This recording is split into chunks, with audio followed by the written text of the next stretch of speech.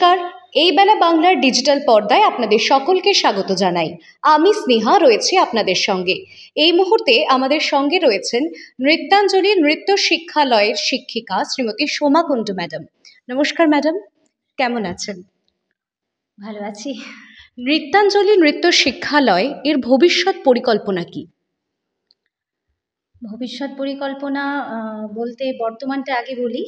বর্তমানে মোটামুটি আমার স্টুডেন্টসরা যেভাবে নৃত্য চর্চা করছে, ওরা যেভাবে নাচটাকে ভালোবেসে এগিয়ে যাচ্ছে, আশা করি ভবিষ্যতে একদিন আমরা একটা নৃত্যাঞ্জলি নৃত্য শিক্ষালয় নিয়ে ভালো একটা প্রতিষ্ঠান হিসাবে গর্ববোধ করতে পারবো।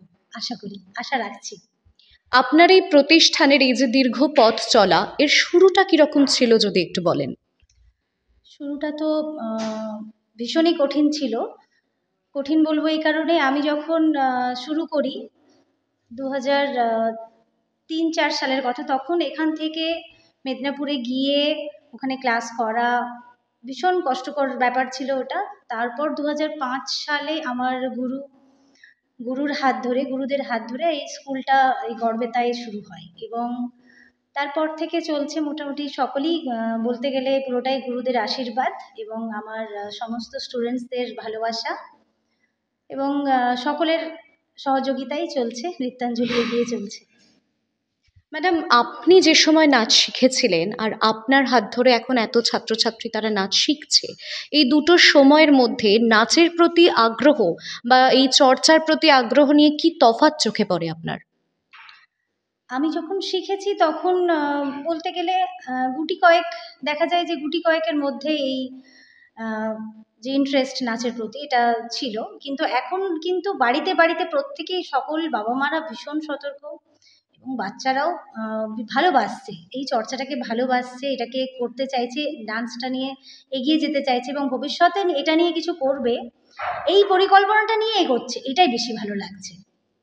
এই যে বর্তমানে আমরা বিভিন্ন ধরনের নাচ দেখতে পাই, ইন্ডিয়ান ক্লাসিক্যাল ডান্স নিয়ে কিভাবে চর্চা করা হয় বা কত দূর চর্চা করা হয়, আপনি কি বলবেন?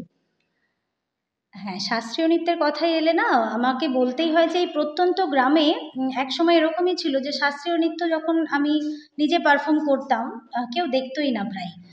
বলতে গেলে প্রত্যেকে বলিউড বা অন্যান্য টাইপের ডান্স পছন্দ করতো, শাস্ত্রীয় নৃত্যটাকে এত ভালোভাবে গ্রহণ করতে পারতো না। কিন্তু আমাদের নৃত্যাঞ্জলির, আমরা এটাই বলবো গর্ববোধ করে যে নৃত্যাঞ্জলির হাত ধরে গর্বে এখন শাস্ত্রীয় নৃত্যটা মোটামুটি প্রত্যেকেই পছন্দ করছে, ভালোবাসছে এবং অন্যান্য নাচের তুলনায় শাস্ত্রীয় নৃত্যটাকে বেশি গ্রহণ করছে সবাই। এটা খুব ভালো লাগছে এখন। আপনার প্রতিষ্ঠানের প্রধান শাখা কোথায় বা আরো কোথায় কোথায় এর শাখা রয়েছে, ভবিষ্যতে কি পরিকল্পনা রয়েছে, সেটা যদি একটু জানান। আমাদের নৃত্যাঞ্জলির প্রধান শাখা গড়বেতাতে।